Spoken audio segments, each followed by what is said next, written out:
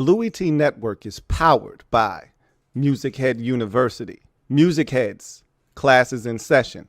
Turn me up. Enroll on YouTube now. Link is in the description. Who else could it be? Me, your man, Louie T. Welcome to Training Camp Confidential, Training Camp with the Washington Commanders, day number 8. Commanders hit the field, fully padded practice. Another sharp day for the offense, in particular, Jaden Daniels, Brandon Coleman, once again, continuing to hammer home the point that this competition is his for the taking. We'll talk about those two in particular as what they've continued to show. Among others, we'll talk about some other players as well. Dan Quinn stepped to the podium. So did Tyler Biadasz, our starting center, and Emmanuel Forbes Jr. So we'll talk about what those two individuals, in addition to head coach Dan Quinn, had to say.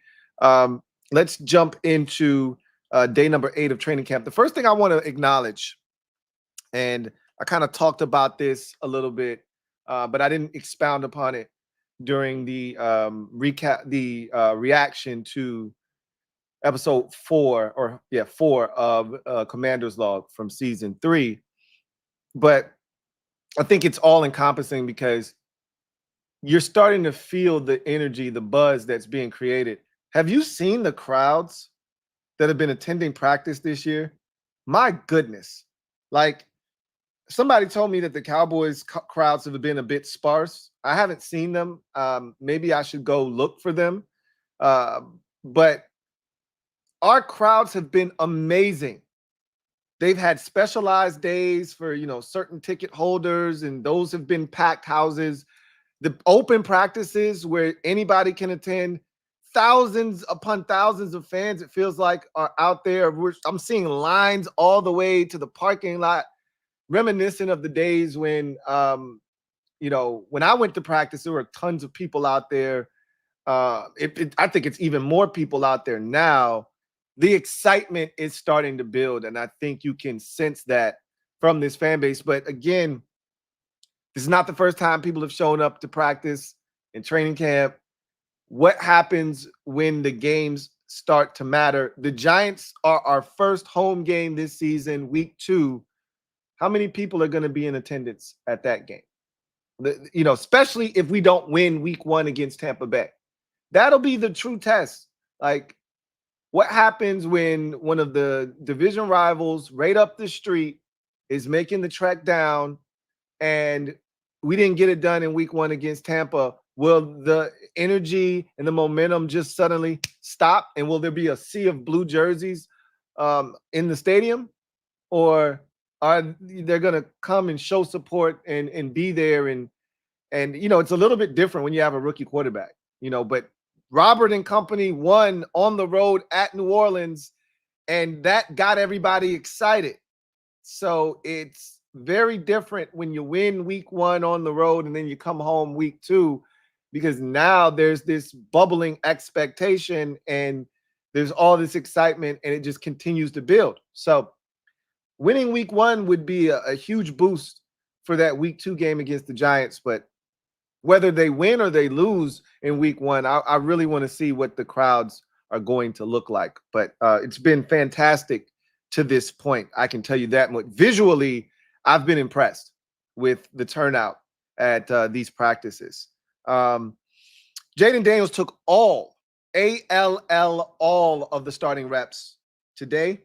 That, I want to say, is the first day of the 8 that have taken place thus far where he's taken every single one of the first team reps. So again, I talked about this the last 2 practices in particular, that there's a shift that you're seeing within the structure of that particular competition. We're going to talk about the competitions today in particular, because I think we've seen a shift in a lot of these competitions, and there are only maybe 2 or 3. We went into camp with probably 7 or 8 realistic competitions. There are only maybe 3 of them, maybe 4, that are still really relevant at this point. Now, I don't want to jump the gun, and I need to say this. These joint practices are going to tell the story along with the preseason games, but the joint practices in particular, because the preseason games, you're not going to see a ton of Brandon Coleman. You're not going to see a ton of Jaden Daniels. You're not going to see a ton of these younger players out there. They're going to get most of their reps in practice with these joint practices against other teams, and that's going to go a long way in determining how they feel about Brandon Coleman. Jaden Daniels is going to start regardless, no matter what happens in these joint practices. But, some of the other players that we've talked about, the cornerback position, the defensive line, tight end, receiver, like you're going to start to see separation. You're going to start to see some guys really stake their claim, and then kicker, obviously. So Brandon Coleman took all the reps with the first team at left tackle. So again, seismic shift there where there's no more, and this has been the case really for the last, this is 6 days straight now of him being in with the first team, and probably the 4th straight day where he's taken essentially all of the first team left tackle reps. So they are putting more on his plate, and he's gobbling it all up right now. However, there will be a very big challenge and test next week for him going up against the Jets, who had the 7th most sacks a season ago. We're going to find out just how well Brandon Coleman is playing starting next week, because it's one thing to be going up against Cleveland Farrell and Dorrance Armstrong and Dante Fowler Jr. in practice and dominating them. It's another thing to be going up against much better pass rushers that are capable of getting to the quarterback, who can bend the edge, who have power, who have length, who are true difference makers in the NFL. It'll be a lot different going up against those guys versus the guys that they've been going up against to this point. So, but it's good. Again, I've always said this: dominate the competition that they put in front of you. You can't help that we have a subpar group of defensive ends. Your job is to then dominate and show that you're superior to them. Thus far, he's done that. Riley Patterson and Ramiz Ahmed both went 4 of 5 today in the field goal kicking department. They both made 53-yard field goals. I gave you the distances yesterday: 27, 33, 43, 47, and 53. Or I think it was 27, 33, 37, 43, and 53 are the distances, if I'm not mistaken. They each missed 1 kick. So that kicking competition continues to forge forward. Again, we're going to get, I think, a really good sense. The games are going to matter more for them than the practices to me. What you do in practice is going to give you more opportunities potentially in the game. But to me, the games are going to be what matter most for these two individuals in the kicking department. I think what you do in practice is going to allow you to be maybe the guy that gets the first, reps in the game. You may, because normally with kickers, what they do is you kick in this game, then you'll kick in this game. And there are only 3. There used to be 4, so you could divvy it up 2 and 2. If they feel better about one kicker than the other, and they put that kicker out first, and he goes out and he goes 4 for 4 in his kicks, 3 of 3 in the field goal department, and makes his only extra point, they may say, all right, that was a good start. Do it again. They give you an opportunity. You do it in the second game. Then they may just say, all right, we got our guy, and they may cut the other kicker. Or they may give you the first game, give the other kicker the second game, and if all things are equal, now you go into, the final preseason game, and they got to figure out which one of these guys they feel better about, who's done better job in kickoffs, who's been more consistent, whose ball has looked more consistent, and all of those things. Who do they trust the most? And that's when they start weighing those things, and then they make a decision. But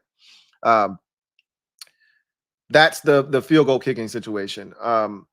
More one-on-ones today. We started the one-on-one competition last practice in day number 7 in training camp. In day 8, you continue to see that theme. Benjamin St. Juste broke up a pass intended for De'Ami Brown. Mike Samer still almost picked off a pass intended for Jamison Crowder. Terry McLaurin beat Emmanuel Forbes on a one-handed back shoulder juggling catch. It was kind of a circus catch by Terry. It was a really good throw, really good catch. And Forbes continues to be in solid coverage, but better throws continue to beat him, including that throw. I know you guys saw it on social media. What a throw by Jaden Daniels. Not only did he beat Forbes on the deep ball to Terry yesterday, but the safety was coming over. And you see Quan Martin come into the picture late, trying to get there, and the ball beats him there. Terry's able to get the football, snatch it over, get into the end zone.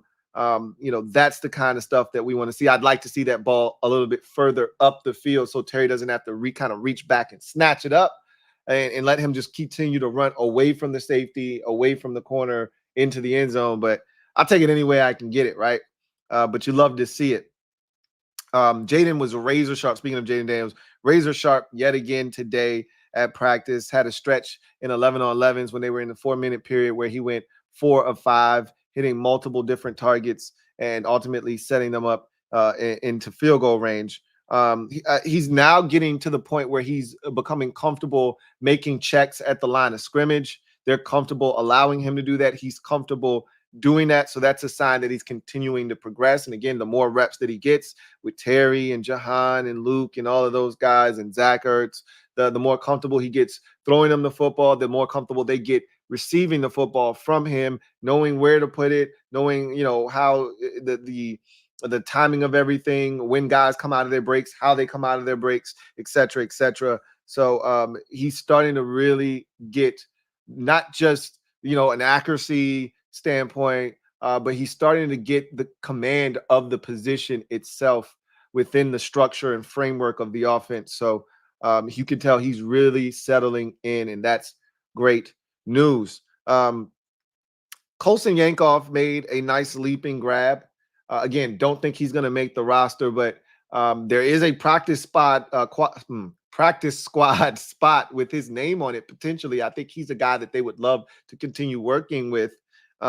So if he continues to show that he's got some potential, I think he's a guy that can end up on the practice squad. Another undrafted rookie, Tyler Owens, continues to be around the football. He made an interception today. Rosemy Jack Saint had a ball tip off of his hands, and Tyler Owens was the beneficiary of that, picking it off. So he continues to stand out, make plays. Again, I don't think he's going to make this football team. A lot of people are getting really excited about Tyler Owens. He's got a long way to go, and I think he is a practice squad candidate. And if he continues to do the things that he's been doing in camp, I think he's a shoo-in for the practice squad. I do not think there's a roster spot with his name on it.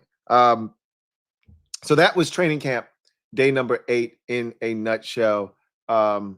Really good competition. They're continuing to push these guys. You could tell the physicality is starting to ramp up at practice. Things are getting a little bit chippy, nothing out of hand. I've seen full-fledged fights at camps around the league where, punches are being thrown, coaches are having to step in and break the guys up, and, guys are pouring in from all over. None of that's happening at our practices. Guys are going up to that line, as Dan Quinn said, but they're not crossing it, and that's what you want. So that was day 8 in a nutshell. So now you get to the press conferences from today. Emmanuel Forbes, you're not going to get a lot out of Forbes. He's not a big press conference guy. So you're not going to get too much out of him. He talked about maturing, and that's one of the things that he felt like he was able to do coming off of what was a rough season last year. He just felt like he grew a lot from his experience last year, learned a lot about himself, got better as a player, got some mentorship. Obviously, we know he's, worked at some point with Darryl Green, and he feels like he's a much improved player, and the play on the field will show that.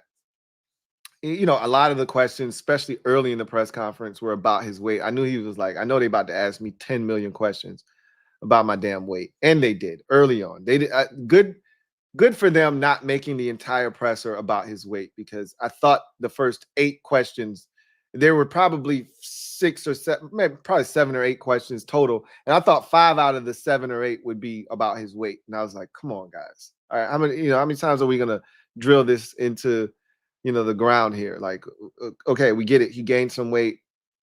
They asked him about him gaining weight. How did he gain weight? What is the weight gain gonna do for you? So he had to answer all those questions. He really was just like, has going to help me play faster, which I'm like, how does gaining weight help you play faster? But whatever. He just knows he's put on weight. He talked about how he gained the weight. He ate more, obviously, and then he lifted more weights. So he talked about, the moniker ball is life. He was asked about that and how Joe Witt Jr., Dan Quinn and company have kind of preached that message, and what have they done to kind of push them towards creating more turnovers. Obviously, this is a team that has lacked turnovers and need to secure more turnovers. So, he talked about that a little bit. He didn't really say much. He didn't really give us anything there. Again, you're not going to get much from Emmanuel Forbes, but he did say that they're putting them in positions to attack the football and be more aggressive, and that there's more blitzing going on, more pressure being applied to the quarterback. And if you do that, it makes the job of the defensive backs easier because they can jump routes. If the quarterback has to get rid of the football quickly, you can sit on a route, plant and drive. And that's something that Emmanuel Forbes thrives at, is planting and driving down. He's got very good click and close ability. So if he sees it and he sticks his foot in the ground, he's down in an instant. And so if he's able to do that without the worry of, man, we're not getting to the quarterback, he's got all day back there, and they're running double moves, he's cooked. But if that ball has to come out because pressure is imminent, he may be able to jump it and kind of get back to what he was at Mississippi State. He says, he talked about proving his worth to the new staff. He's like, everybody in the locker room, Jonathan Allen said, everybody in the locker room kind of has something to prove, being that it's a new staff. Forbes said, look, this group did not draft me. So I got to go out and I got to prove to them that I'm worthy of being here, So that's the right mentality and mindset to have. And I think he knows that this is a big year for him. Like, a lot of people are down on him. Again, we're always going to have that Christian Gonzalez versus Emmanuel Forbes conversation. There are a lot of people that are still holding on to that.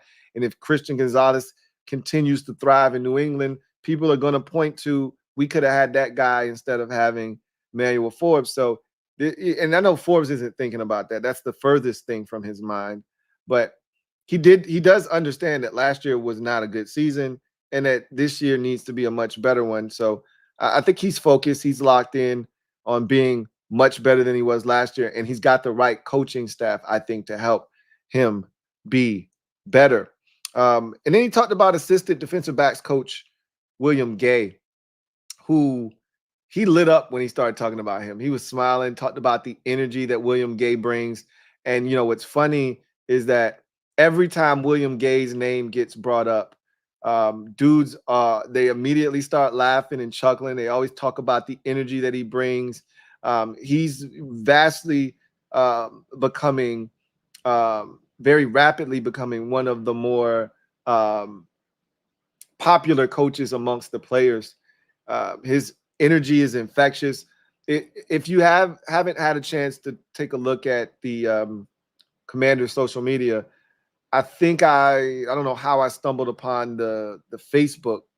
I'm pretty sure they posted the same things across every medium. So, Twitter, IG, Facebook, I'm pretty sure the content is the same. Maybe there's different things. I doubt it. But somehow I managed to stumble on their Facebook page, and they were doing the little thing where they ask a question. The cameraman is holding up a question as they're walking into the building.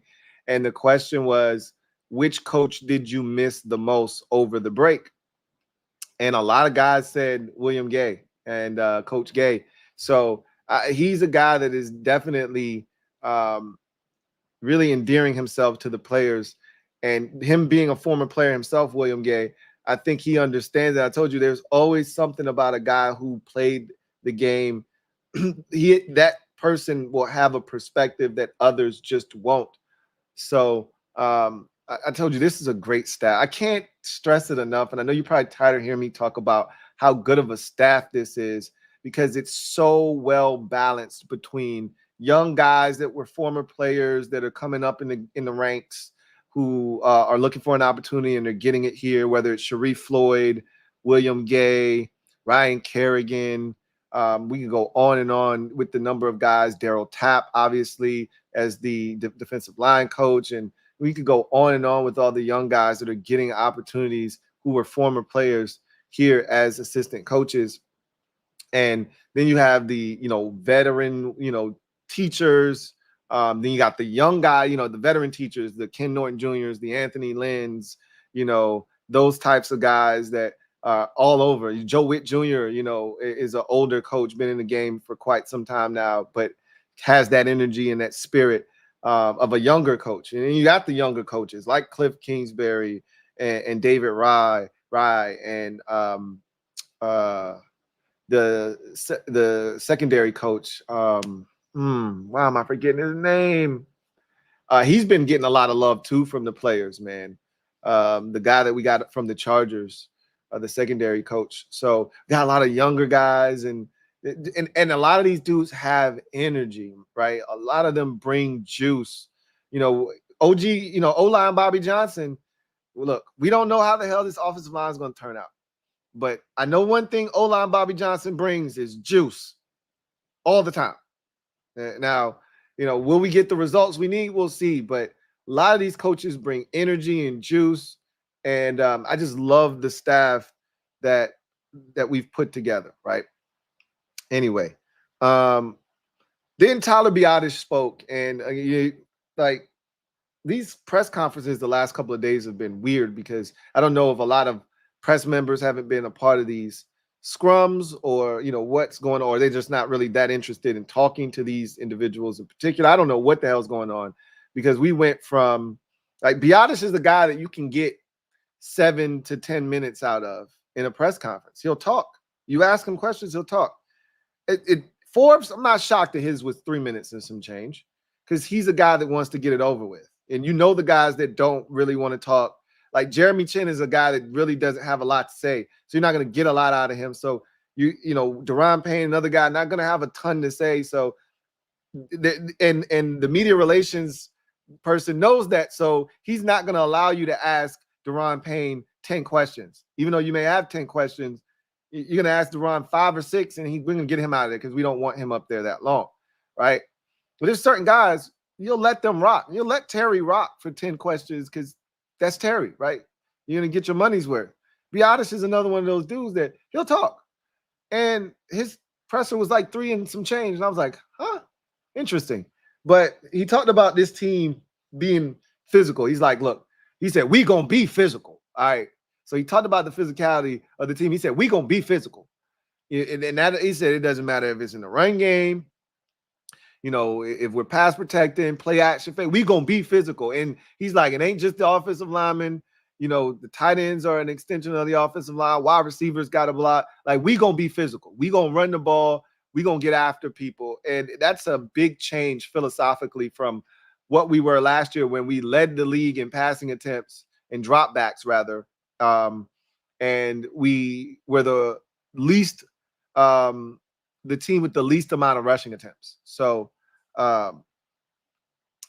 physicality is something that Dan Quinn has preached, and it's great to hear the offensive line talk about that. Cosme's talked about it. Nick Allegretti's talked about it. Tyler Biadasz is talking about it. And so, that's something that's being stressed by the coaching staff, which is really important, because we were a finesse team last year. Unfortunately, and I don't think it was the fault of the offensive linemen, because when they had opportunities to run, I thought they did a really solid job.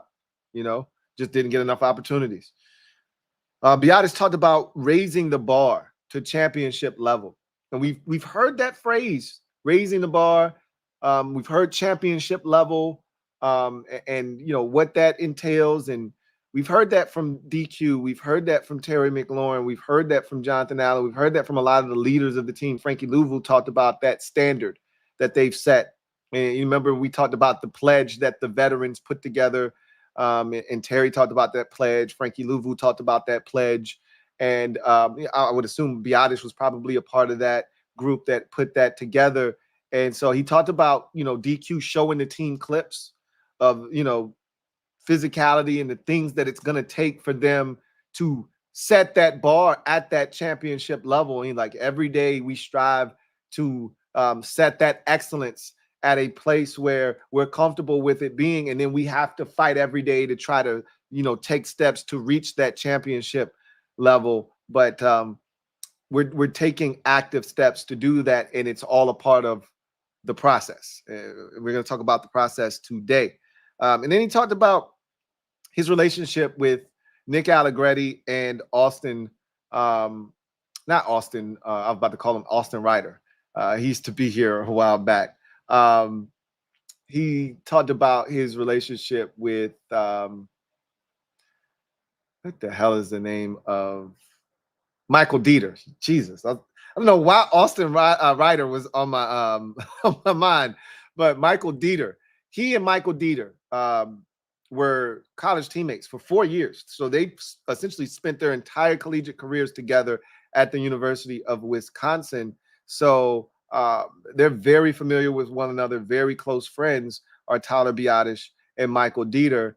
And they played next to each other on the offensive line.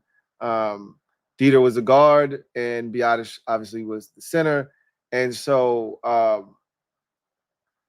they have a great relationship, and he said that they've been giving Nick Allegretti a hard time because he went to Illinois, and obviously there's a rivalry there. They played against one another in college, and so that's always something that ends up being like a bonding thing with players is where you went to school. I've always said that NFL players in particular, I don't think there's another sport where this is more true than football. It's not like that in baseball because everybody doesn't go and play college baseball.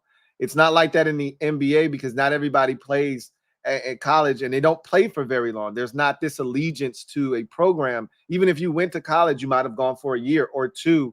A lot of these guys are playing in different developmental leagues. Some are going overseas. Not everybody played in college. The NFL is the only sport where you have to go to college. You can't skip that step to get in the NFL. Not everybody played college football now, but you still went to school. Some guys played basketball and make the transition to football, but there's an allegiance to your collegiate program that doesn't exist in other sports. I've seen a lot of guys with tattoos of their college. I think Jonathan Allen has an Alabama tattoo. I know Montez Sweat has a Mississippi State Bulldog tattoo. So there's an allegiance. To this day, Jonathan Allen still wears Alabama garb under his uniform and stuff instead of the Washington stuff that he, is given on a routine basis. So a lot of these guys stay true to their program. So there's more of an allegiance to their programs that they went to in college than there is the NFL teams, because you'll never change where you went to school. You might play for 2-3 different NFL teams. So it's always fun when these guys get together and start ribbing each other about, their college programs, because it's a big deal to them. Like, if you watch the receiver series, Amon-Ra St. Brown went to USC. One of his teammates, Julian Okwara, went to Notre Dame. So they had a bet last year during the college football season who would win the game. Notre Dame obviously beat them. And so Amon-Ra St. Brown had to dress like the Notre Dame leprechaun. So that was whoever lost was going to have to dress like the other one's mascot. So it's a big thing in the locker room. And he was talking about giving Nick Allegretti a hard time about, going to Illinois. So, that's another thing that these players bond over is where they went to school.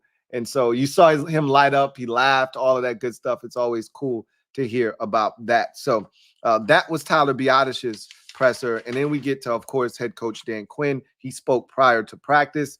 He started off his press conference by talking about what stood out to him from practice yesterday in terms of the one-on-ones and the competition and the physicality of the practice they had the day before. And he name dropped 4 guys in particular. Brandon Coleman, he was very impressed with him in the one-on-ones. He dominated, as we talked about yesterday, didn't lose a single one-on-one rep. And he talked about Jonathan Allen, Deron Payne, and Johnny Newton on the interior being really, really good. We talked about Deron, getting the best of Sam Cosmi on a rep where he just absolutely bull rushed him and stuff like and things of that nature. So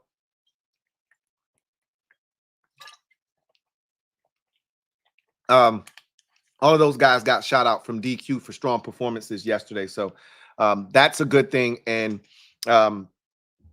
he took notice of how those guys performed. He says DQ talked about the team not being ready, because I think Bram Weinstein, when he said they're ready, he was saying to go against another team. Like, they're tired of hitting each other, even though they really haven't been hitting each other all that long. When you think about being ready to go up against someone else, I think as a fan myself, I'm ready for them to go up against other people, other players from different teams, because of this fact.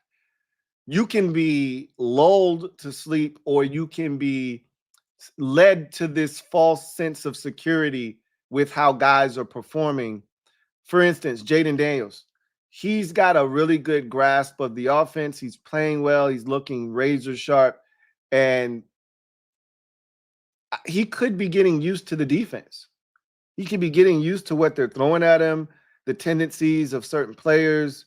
And then there's probably not as much pressure on him at practice, because our D-line isn't great by any stretch of the imagination, especially the defensive ends. So he's probably got time to deliver the football, right? And he's comfortable. Brandon Coleman hasn't seen the highest level of talent in front of him. He's playing really well. He's, got the nuance of the position. He's fundamentally playing well, good footwork, hand placement. He's moving his feet. He's staying in front of guys. He's engaging, staying engaged. He's doing all the things that he needs to do, but he hasn't seen high-level talent yet. So those joint practices are going to go a long way. And I think when Bram asked the question, he was more so saying it's getting a little chippy, and guys are starting to get comfortable going up against one another. Now they need to be uncomfortable by going up against someone they don't know, right? And that may be of higher quality as well. And Dan Quinn said, no, we're not ready. Like, and when Quinn said that, he was like, because the question kind of led you to believe, oh, they're ready for week 1. And he's like, let me answer that right now. We're not ready. We're not even close to being ready. But we're pushing to get there, was his message, essentially. Like, we got a long way to go. We're only 8 practices in. We haven't seen a different opponent. We will next week. And so, this is a process. And that's the theme of today's show, is it's a process. All of this is a process.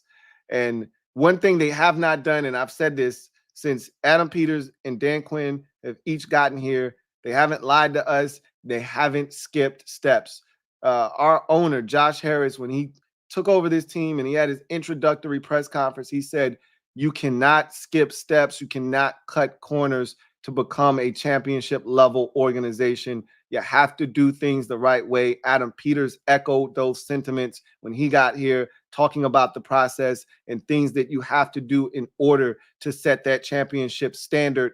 That's what they're doing. They're going through the process. That includes not naming Jaden Daniels the starting quarterback, making him earn it, not giving Brandon Coleman the left tackle job, making him earn it. And he has not solidified that job yet. He is taking steps, going through the process, just as Jaden Daniels is. A big part of the process is the next step, which is going up against different talent in these joint practices to really gauge where they are in their progression as they continue to go through the process. He talked about the cornerbacks and their progress, right? So a lot has been made of our corners. That's one of the positions there's heavy competition towards the back end of that cornerback room. We have no idea who the fifth and final corner, if they keep five, assuming they keep just five. I think that five is the number at cornerback. And so, and I put out my 53-man roster early, way too early, if you ask me, 53-man roster projection. But it's kind of good to put one out early like this, and then we can then go and see how close we came at the end. I'm going to put out another one towards, after we've seen the two preseason games that really matter. I think we'll have a better sense of who's going to make this roster, who won't. And, sometimes that third preseason game for those guys that'll maybe fill out spots 50 through 53, those last three spots or so may be up for grabs in that final preseason game. And so, but I think we'll have a much better handle on, who's getting in the game. Because, what's big in the preseason is, hey, when are guys playing? If you get in that mop-up fourth quarter duty, that's not good, right? But if you're one of the first guys in the game or one of the first guys off the bench, that's a good omen, right? So we'll find out a lot more over these next couple days. But he talked about the cornerbacks and their progress and how he's been pleased with what he's seen from the cornerbacks. He mentioned Benjamin St-Juste in particular. I think Juice might be poised for a big season, man. I'm rooting like hell for Juice because the dude is talented. There's no doubt about that. I've questioned his ball skills. And that goes back to when he was drafted. One of the reasons I did not like the pick of Benjamin St-Juste coming out of Minnesota was because he didn't have any interceptions. He didn't have any ball production. And that's a big thing for me in college because just being around the ball, you should have one carry him off of a receiver, carry him off of one of your teammates who batted the ball in the air. And you should just be in the right place at the right time. And it's not like they weren't targeting Benjamin St-Juste and he didn't have any picks. That's always an issue for me. He only has one interception in his career, but he seems poised to break out this year potentially and be a guy that they may ultimately look to re-sign after this season. I know he's capable. I just think about that Vikings game when he had that pick six that they took away from him, and it was pass interference. They could have not called it. There was so much physical play in that game. They had let so much go, and then they decide on one of the most important plays of the game to call a flag. It was a flag. I'm not debating that, but they hadn't been calling it all game. And he picked off Kirk Cousins, and he took it the other way for a pick six. He can catch the football. Now he's just got to put himself in the position to make plays. And he's been doing that in camp thus far. And Dan Quinn has taken notice. And he feels really good about what he's seen from him, Michael Davis, Emmanuel Forbes, and Mike Sainristil in particular. It's just the depth behind those guys is what you really have to figure out. What do you truly have, right? Another question that it was like sort of a follow-up question to the cornerback question. It was safeties versus corners for Dan Quinn. Like, which are you more comfortable with at this point? Because there are going to be times where you're going to have more corners on the field. There are going to be times where you go to those three safety looks. Which one are you more comfortable with? And he was like, it really just boils down to the opponent, right? What they like to do. If a team likes to put tight ends on the field, then you're more likely to go to a three safety look. If teams are spreading you out, putting four receivers on the field and taking the tight end off the field, then you're more likely to put more corners on the field, right? Because you want to match that speed and athleticism. So he's like, it's really more so predicated on the look you're getting from the opposing team's offense as to whether you put that third safety on the field or you take that, third safety off the field and add another corner, or you add another linebacker, or whatever the case may be, a defensive lineman. So he said the biggest thing is he wants to hear communication. He says, I need to hear them before I see them. He said, at times that's happening, but at times it's not happening. And he said that's the thing that he needs to see from them more of. He said, especially the safeties. They're one of the big communicators in the secondary. They're the ones that need to get everybody lined up, make calls, get everybody on the same page. And so he's like, I need that communication specifically from those guys.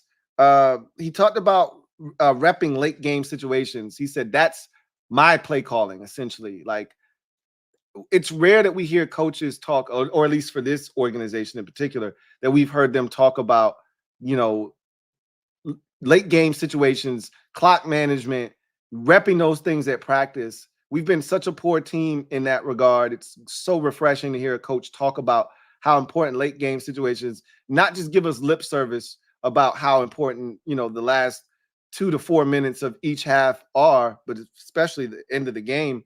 But you know, being able to understand what do you do with no timeouts? How do you go about it with one timeout? You know, how do you go about it with 2 timeouts? How do you, you know, attack this situation, you know, this situation, and being put in these, can we get this done in 15 seconds? No. Okay. What about 17 seconds? Like, these are the things he says they're going through with the officials in practice. Again, I think all of this stuff is really good, a good sign for us as fans, because it's been so bad for so long. He talked about analytics changing the game. And since the last time he coached, he's like, it's not so much like clock management, things of that nature. It's more of going for 2, going for it on 4th down. These were things that weren't as prevalent when he was the head coach the first time around with Atlanta. And I think that's spot on. That's what has changed the most.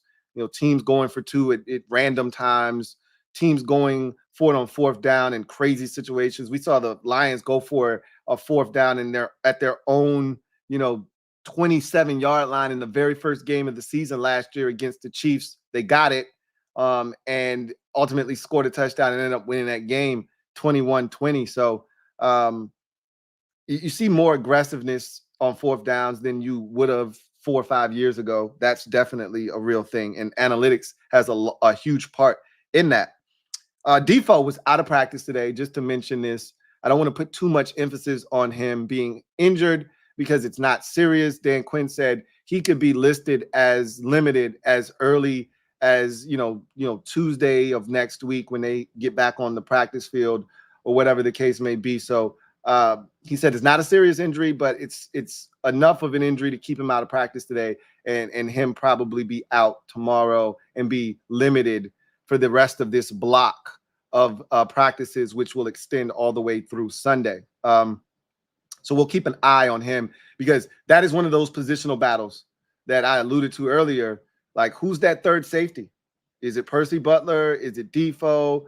You know, who's getting those reps when they go to that 3 safety look? Who's that guy getting on the field?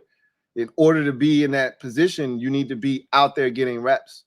Andrew Wiley's still dealing with tightness. Remember, he was limited in the last block of practices. He's been out there pretty much every single practice, however, just not in teams, a couple of practices with that tightness, but he was held out of teams a little bit today. He was out there, but in a more of a limited capacity. So something that they need to monitor. You don't want to really push a guy this time of the year. If he's got tightness, you don't want it to become something more than that. And DQ was asked about any anxiety about potentially starting a rookie left tackle and quarterback. And he's like, no, I mean, if they're the best players at their position, it's our duty to put this team in the best position to succeed. And if, you know, Brandon Coleman, a rookie left tackle, is the best option at that position, then he needs to be on the field.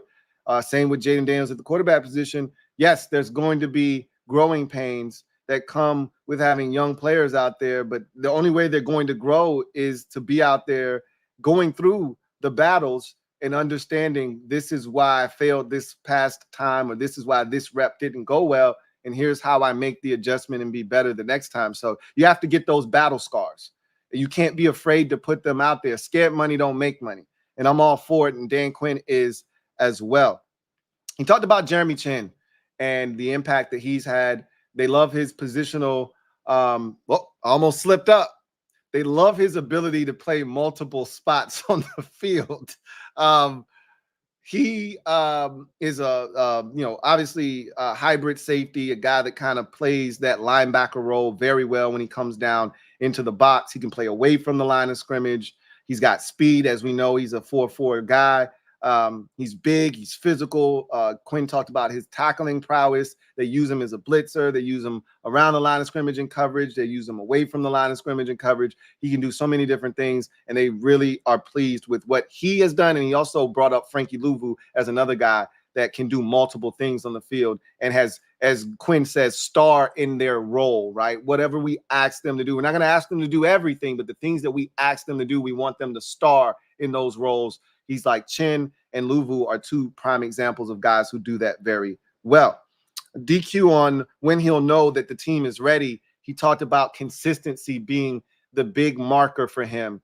He says you get guys going up and down, a good play here, a bad play there. And he said a lot of times you hear coach speak with them saying guys flash. And he's like, you don't want flashes, right? That means it's here and then it's not there. You want consistency. And so the follow-up question to that was, he was asked, well, what players have been consistent? Maybe not jumped out flash, in the pan, but been very consistent. And he mentioned Sam Cosmi on offense and Mikey Sainristil on defense. So that's high praise from the head coach that a rookie player has been one of the more consistent guys defensively that stood out to him. And then he ended the press conference talking about two long shots, I think, to make the roster, but guys that have a shot at the receiver position in Mitchell Tinsley and Bryson Tremaine. He talked about both of them having special teams ability, which helps, and then intentionality. He kind of went on about a 2-minute discussion about Bryson Tremaine and his intentionality about releases and things of that nature. So obviously some of those things have stood out to him, but he's like, both of those guys can compete on special teams, and that's going to give them a shot to make the roster. And he said right now, Mitchell Tinsley has stood out more on special teams than he has at receiver. That's not a good thing, because while special teams can help you make the roster as a back end of the roster receiver, you still need to be able to help as a receiver. And I think he can help in that regard, but he's going to need to step up during the preseason in these games to really show the staff, not only can I help on special teams, but I also can be a receiver that you can put in the game and not have to worry. So that was DQ's presser in a nutshell. And that was practice today in a nutshell. Tomorrow's practice will be interesting. There will be a lot of mock situations that they'll set up as they start. It is a lot more of a walkthrough. I don't think they'll be padded tomorrow. If what DQ kind of said, and he didn't say that specifically, but he kind of inferred that it would be more of not necessarily a walkthrough, but it'll be more of a relaxed practice after having 2 fully padded practices in a row. They may take it easy tomorrow, go through some certain game situations, try to sharpen them there. So we'll see what happens with practice tomorrow. I will be out of the office tomorrow, but I am still going to go live at some point. It just won't be all the bells and whistles. It'll be a quick little stream tomorrow just to give you an update on what happened at practice, and then I'll be back in the office very late on Sunday night. So I will come back and give you something on Sunday night. It'll be probably 10:30, 11 o'clock at night, more likely than not. I'll be getting in pretty late, but I'll jump on as soon as I can to wrap up what happened on Sunday, which will close out this third block of training camp practices as we get ready to see the team practice against the New York Jets in those joint practices.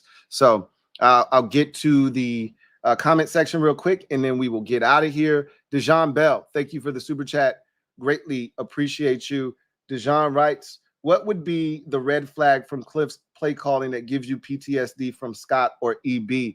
I think he's going to put players in positions to succeed. So I don't worry about that. That would be the biggest red flag, and the PTSD that I would have from Eric Bieniemy is that EB just was rigid, and this is my scheme and my system. You guys have to fit to it. I am not going to conform it to you. That was a big problem for me with EB. I don't think Cliff's going to have that issue. My biggest concern with Cliff that I can't know until I see it is situational awareness. That's the biggest issue. If you recall what I had with Scott, I didn't have a problem with Scott Turner's play calling.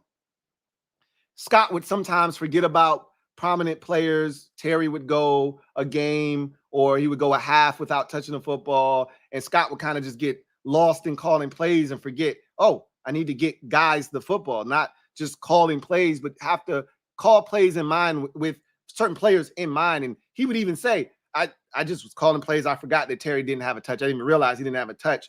And that can't be the case when you're a play caller. You have to understand, I got to feed my studs, right? As they like to say. But situationally, he was always lost. You know, he would call plays that didn't make sense at certain times.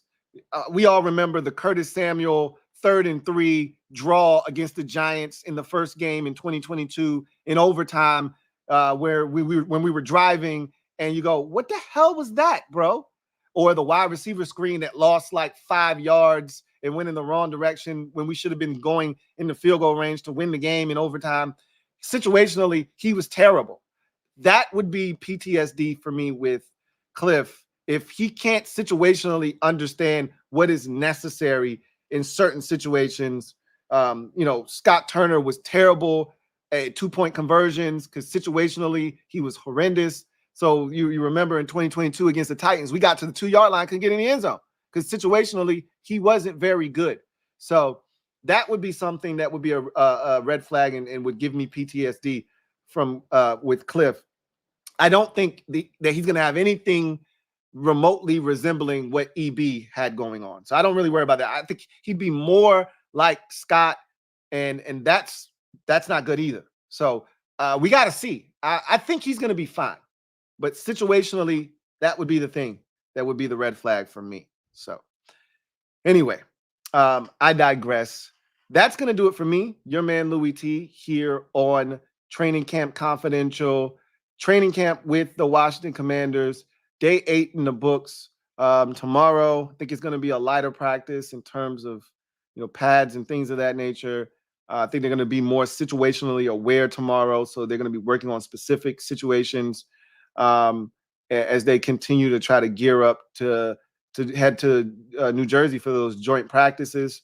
I'll, like I said, be out of the office, but I will still be present. I have an upload for you tomorrow morning at 10 o'clock a.m. That will be the breakdown, the recap, and the react to the Commander's Log, episode 4, building the Brotherhood. So be on the lookout for that. I'll be at some point live for a breakdown, sort of like what we always do, Training Camp Confidential. It just will be in a different setting, and it'll be quicker. It won't be as, like I said, all the bells and whistles and things of that nature. But you'll see me over the weekend. So enjoy the weekend. Enjoy the festivities. Get you some of that Olympic stuff over the weekend. We'll come back, reconvene, and we're going to have a conversation. And I talked about this on the other video, so I don't need to stress it here. But we're going to have a conversation about the 53-man roster video that I put out, because a lot of you had some very interesting takes, some insightful stuff that I want to discuss. So being that they don't have practice Monday, that's what we'll really be talking about with this roster in particular. And if anything else crops up over the weekend, we'll add that to the ledger on Monday. But I look forward to chopping it up with you guys then as well. But in any event, you know what it is. Post up, take command, enjoy your weekend. I'll see you guys next time. Have a good one. God bless. Take care.